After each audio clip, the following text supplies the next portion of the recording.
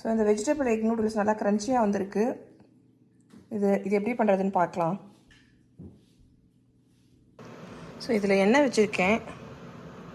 இதில் முட்டை எப்படி உடச்சி ஸ்க்ராம்பிள் எக் தான் பண்ண போகிறேன் அந்த நூடுல்ஸில் போடுறதுக்கு. ஸோ அதை எப்படி பண்ணுறது பார்க்கலாம். ஆயில் மட்டும் ஊற்றிருக்கேன். ஒரு 2 ஸ்பூன்ஸ் ஆயில் ஊற்றிருக்கேன்.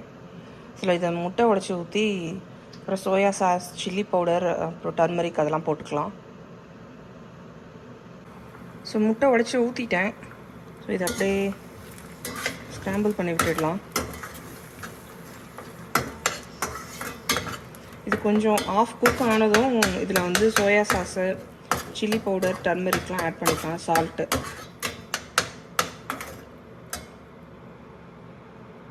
ஸோ முட்டை வந்து ஆஃப் குக் ஆகிடுச்சு.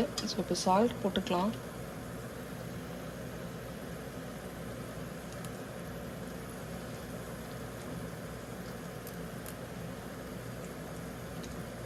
சில்லி பவுடர் கொஞ்சமாக போட்டுக்கோங்க, சில்லி பவுடர்லாம்.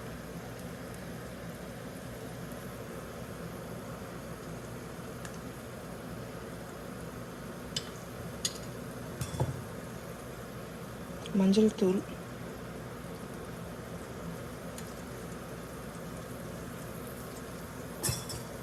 இது நல்லா பிளெண்ட் ஆனது, எல்லாம் மிக்ஸ் ஆனதும் அதுக்கப்புறம் லாஸ்ட்டாக சோயா சாஸ் ஊற்றிக்கலாம். ஸோ நான் வந்து இந்த ஆல் பர்பஸ் சோயா சாஸ் தான் வாங்கியிருக்கேன், இந்தியன் ஸ்டோர்லேருந்து வாங்கியிருக்கேன். ஸோ இந்த மாதிரி சோயா சாஸ் வாங்கிக்கோங்க. இது கொஞ்சம் டார்க் சோயா சாஸ் தான்.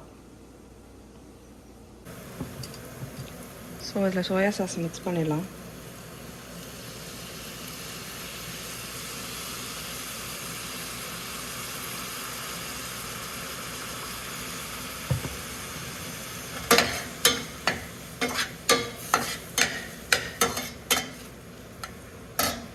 ஸோ இதை ஆஃப் பண்ணிடலாம் இப்போது.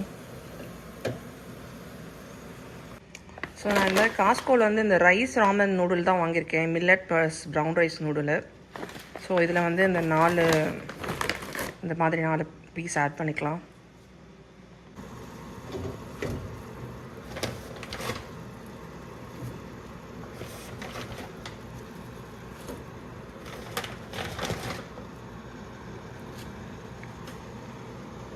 ஸோ இது வந்து ஃபுல்லாக குக் ஆகக்கூடாது. ஃபுல்லாக குக் ஆகிறதுக்கு முன்னாடியே ஒரு 3/4 குக் ஆனதுமே எடுத்துடணும். ஸோ நூடுல்ஸ் குக் ஆகிடுச்சு. இது அந்த 3/4 தான் வெந்திருக்கு, அது வெந்தாவே போதும். ஸோ ஆஃப் பண்ணிடலாம். இதில் இந்த கொஞ்சம் நூடுல்ஸோட இந்த வேக வச்ச தண்ணி கொஞ்சம் ஒரு 1/2 கிளாஸ் எடுத்து வச்சுக்கோங்க. ஸோ நூடுல்ஸ் வந்து இந்த மாதிரி ஸ்ட்ரெயின் பண்ணி வச்சுருக்கேன். ஸோ இதை வந்து ரன்னிங் வாட்டரில் காட்டி ஒரு வாட்டி அலசி எடுத்துக்கணும்.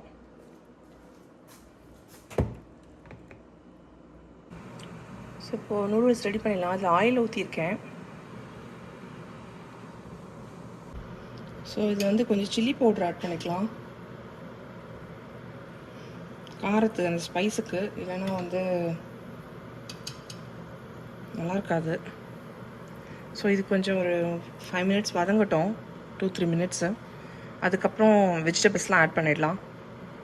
ஸோ இப்போ வெஜிடபிள்ஸ் கேரட் ஆட் பண்ணிடலாம். கேரட் வந்து கொஞ்சம் குக் ஆகணும். ஸோ கேரட் கொஞ்சம் தான் இருந்தது, அதனால் கொஞ்சம் தான் போட்டிருக்கேன். நிறைய இருக்கலாம், நீங்கள் நிறைய போட்டுக்கலாம். ஸோ கேரட் கொஞ்சம் குக் ஆனதும், ஆஃப் குக் ஆனதும் அதுக்கப்புறம் இந்த கேப்சிகம், கேபேஜ்லாம் கட் பண்ணி வச்சுருக்கேன்.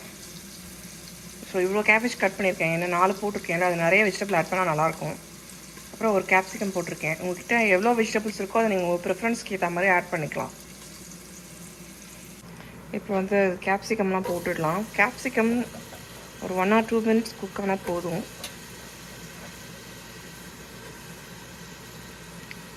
அப்புறம் அந்த கேபேஜ்லாம் ஆட் பண்ணலாம். அந்த க்ரன்ச்சினஸ் வந்து அப்படியே இருக்கணும், அந்த வெஜிடபிள்ஸில் க்ரன்ச்சியாக இருக்கணும். ஸோ அந்தளவுக்கு தான் நீங்கள் குக் பண்ணணும். ஓவர் குக் பண்ணால் அது டேஸ்ட்டே இருக்காது. ஸோ அந்த க்ரன்ச்சினஸ் இருக்கிற அளவுக்கு அந்தளவுக்கு குக் பண்ணி ஸ்டாப் பண்ணிவிடுங்க.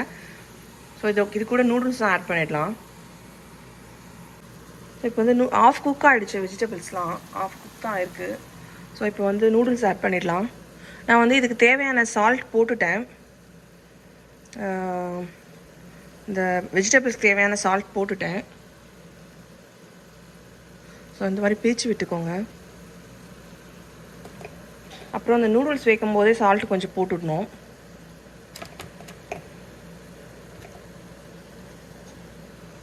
ஸோ இது பிரிக்க வரலன்னா டாங்கு வச்சு பிரிச்சுக்கோங்க.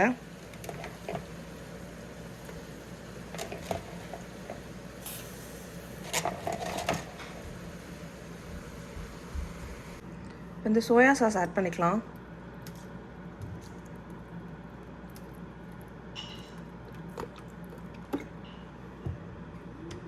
சோயா சாஸ் ஆட் பண்ணதும் ஒரு 2 மினிட்ஸ் வைங்க, அப்புறம் வச்சு எடுத்துருங்க.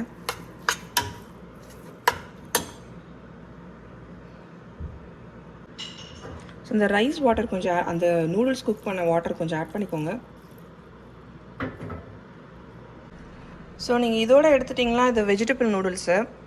ஸோ இப்போ எக்கு வந்து ஆட் பண்ணிக்கலாம். இதோட உங்களுக்கு எக்கு வேணான்னா இதோட ஸ்டாப் பண்ணிக்கலாம். ஸோ இப்போ அந்த ஸ்க்ராம்பிள்டு எக்கு இப்போ ஆட் பண்ணிப்போம்.